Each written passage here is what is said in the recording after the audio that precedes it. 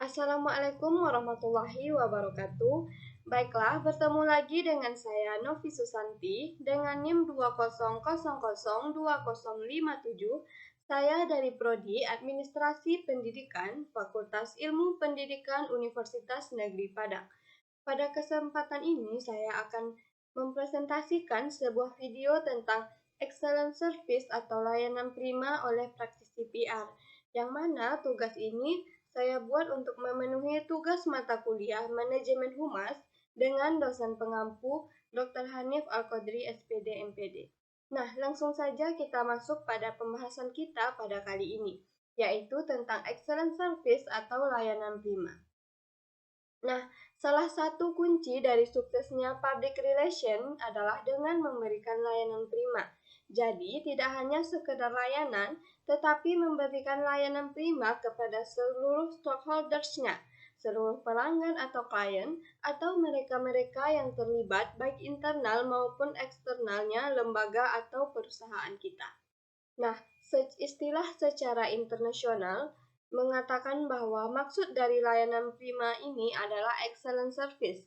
Jadi, tidak ada lagi di atas excellent ini, artinya ialah layanan yang paling baik yang bisa kita lakukan. Nah, hal tersebut adalah suatu upaya atau usaha yang dilakukan sedemikian rupa oleh lembaga, instansi, perusahaan, maupun organisasi ataupun penyedia barang atau jasa ketika menyampaikan informasi. Nah, ketika memberikan layanan dan servis dan produk atau jasa itu sendiri kepada konsumen atau kepada siapapun di luar organisasi dengan sebaik-baiknya yang bisa kita lakukan sehingga kepuasan konsumen bisa tercapai. Nah, jadi yang disebut dengan layanan prima adalah sebuah usaha yang kita lakukan dengan sungguh-sungguh sebaik mungkin pada taraf paling tinggi sehingga para pelanggan atau pihak yang mempunyai kaitan dengan lembaga atau organisasi kita akan merasa puas. Nah, pelayanan prima ini sejatinya harus mampu menjawab keinginan, hasrat, dan seluruh pertanyaan para konsumen dengan etika dan berdasarkan asas komunikasi yang baik. Dalam buku Nina Rahmawati 2013 dijelaskan bahwa layanan prima ini harus mampu menjawab perkembangan segala kebutuhan, khususnya kebutuhan para pelanggan setiap saat secara konsisten dan punya standar yang tinggi. Jadi ketiga dasar ini harus mampu menjawab perkembangan segala kebutuhan konsumen atau pelanggan setiap saat. Artinya, tidak ada waktu yang tidak boleh. Kapanpun pelanggan mau, maka kita harus siap menjawabnya. Baik itu pagi, siang, sore, maupun malam. Bahkan pada saat tanggal libur sekalipun. Yang mana di sini kita tidak menjawab bahwa kita tidak bisa menjawabnya sekarang.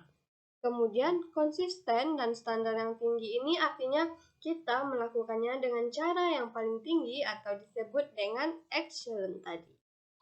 Nah, selanjutnya kita akan melihat keuntungan atau manfaat dari layanan prima yang kita berikan kepada konsumen atau pelanggan ini. Yang pertama, manfaatnya yaitu setiap pelanggan yang menggunakan produk atau jasa dari lembaga kita, maka mereka akan selamanya tidak akan mau lepas dari perusahaan kita karena adanya jaminan pelayanan yang baik.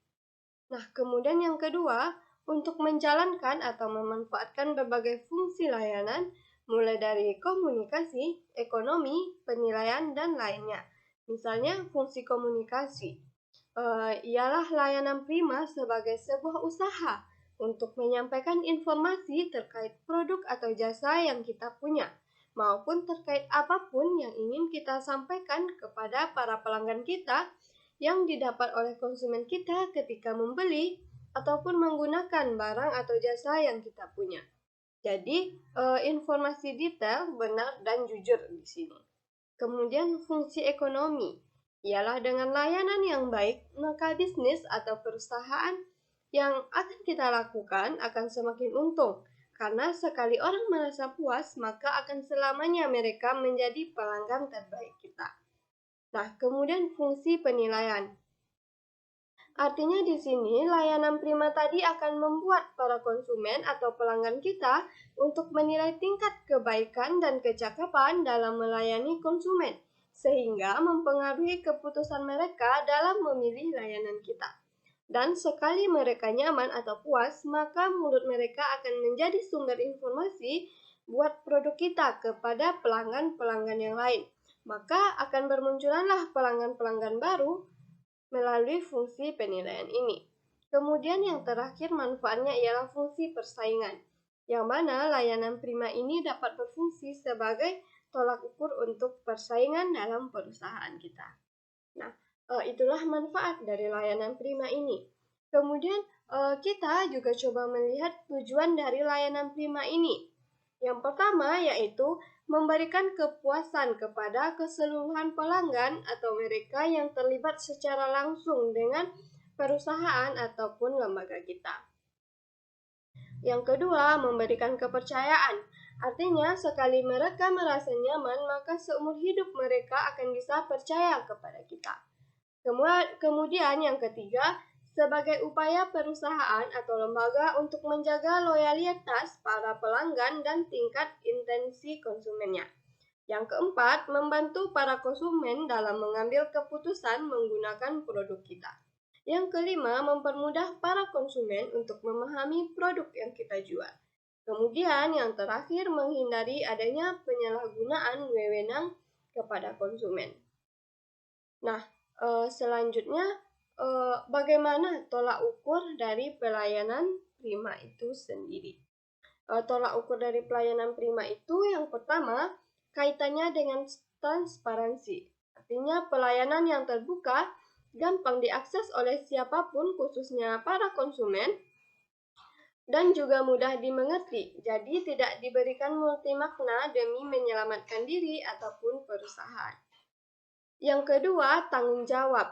Artinya, pelayanan dapat dipertanggungjawabkan sesuai dengan etika, perundang-undangan, oknum yang berjalan, dan standar operasional layanan. Kemudian yang ketiga, kondisi.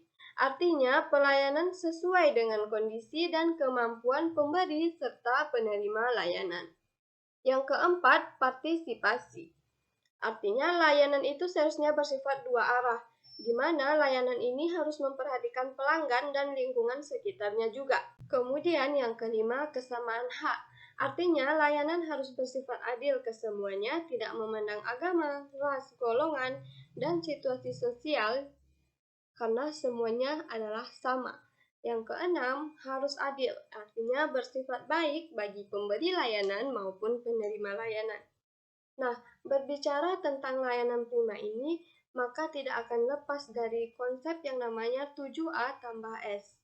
Bagaimana sebenarnya konsep 7A tambah S ini dalam bentuk layanan prima atau excellent service ini yang banyak sekali dilakukan oleh perusahaan-perusahaan bisnis besar di dunia, bahkan khususnya hotel berbintang 5. Nah, apa saja dari layanan prima 7A tambah S ini? Baiklah, yang pertama ialah konsep sikap atau attitude, yang mana sikap yang harus dimiliki diantaranya ialah sikap ramah, penuh perhatian, dan memiliki rasa bangga terhadap perusahaan. Diharapkan para pegawai pada suatu perusahaan harus mencerminkan perusahaan itu sendiri, karena para pegawai yang melayani konsumen akan mencerminkan citra perusahaan. Para konsumen atau pelanggan akan memberikan kesan pertama saat berhubungan langsung dengan orang yang terlibat dalam perusahaan tersebut. Salah satunya ialah pegawainya yang memberikan pelayanan. Nah, kesuksesan suatu perusahaan akan sangat tergantung pada orang-orang yang terlibat dalam menjalankan perusahaan tersebut. Beberapa sikap yang diharapkan seperti sikap yang memiliki rasa bangga terhadap pekerjaan yang dilakukan, mengabdi terhadap pekerjaan yang dilakukan, selalu menjaga citra baik perusahaan, dan lainnya. Tentunya, pada konsep sikap ini, pegawai pelayanan harus memiliki pengetahuan yang berhubungan dengan pekerjaannya, memiliki kemampuan atau keterampilan yang sesuai dengan pekerjaannya, dan bisa berkomunikasi dengan baik. Dan yang harus diperhatikan ialah pegawai juga harus berpenampilan menarik dan sopan sesuai peraturan perusahaan. Nah, konsep yang kedua ialah konsep perhatian atau attention. Nah, dalam memberikan pelayanan kepada konsumen, maka perlu memperhatikan dan mencermati keinginan konsumennya. Jika konsumen sudah menunjuk niat untuk membeli suatu barang atau jasa yang telah ditawarkan, maka segera layani dan tawarkan bantuan yang dia perlukan sehingga konsumen merasa diperhatikan dan keinginannya dapat terpenuhi. Beberapa hal yang perlu diperhatikan dalam konsep ini seperti mengucapkan salam saat memulai pembicaraan, bertanya apa saja yang diinginkan konsumen, memahami keinginan konsumen, melakukan pelayanan dengan ramah, tepat, dan cepat, serta harus menempatkan kepentingan konsumen menjadi yang paling utama, karena di sini konsumen adalah raja. Nah, konsep yang ketiga ialah konsep tindakan atau action. Dalam konsep tindakan, misalnya seorang pegawai pada bagian pelayanan harus selalu memperhatikan dan mencermati apa yang menjadi keinginan konsumen. Jika pelanggan sudah menunjukkan minat untuk membeli produk kita, maka segera layani pelanggan tersebut dan tawarkan bantuan yang mungkin dia butuhkan supaya pelanggan merasa puas terhadap pelayanan tersebut.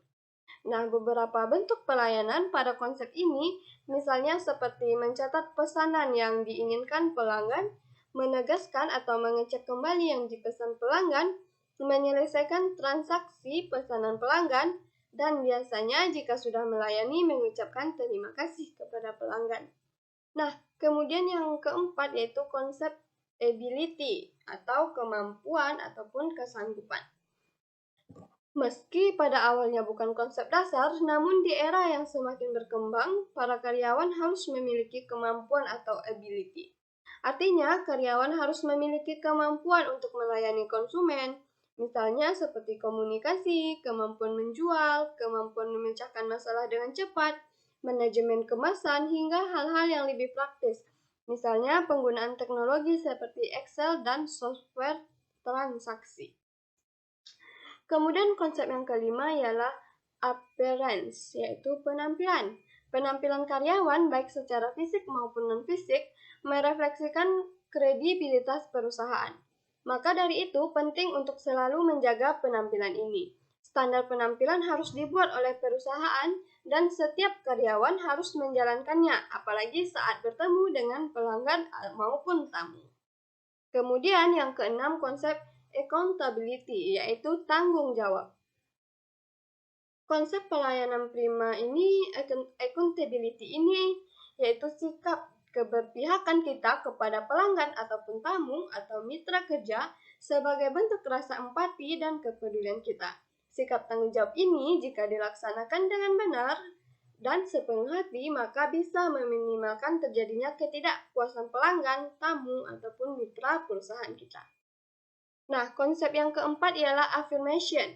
Dalam konteks affirmation ini, sebagai pelayanan, Anda harus membuat diri Anda berpikir positif dan menegaskan pikiran kita pada hati kita bahwa kita pada posisi atau hal-hal yang sebenarnya positif membangun itu yang sangat penting. Hal ini dapat membantu kita untuk menyingkirkan sifat-sifat emosional yang berlebihan dan lebih profesional ketika menjalankan usaha ketika kita sedang menghadapi para pelanggan ataupun konsumen. Nah, kemudian konsep yang terakhir ialah sympathy atau simpati.